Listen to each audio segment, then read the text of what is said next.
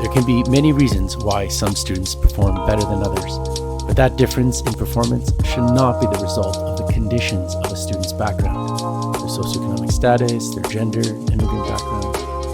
Let's take a student who is studying in a country other than the one they were born in, or whose parents make on average less than that of other members in the community. Well, that student perhaps has a physical or mental disability.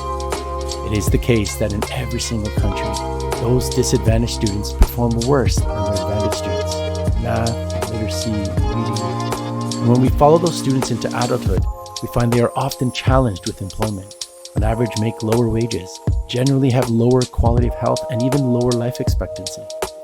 But there is hope. Organizations like the OECD have been tracking countries that have been producing students with high performance as well as achieving higher equity.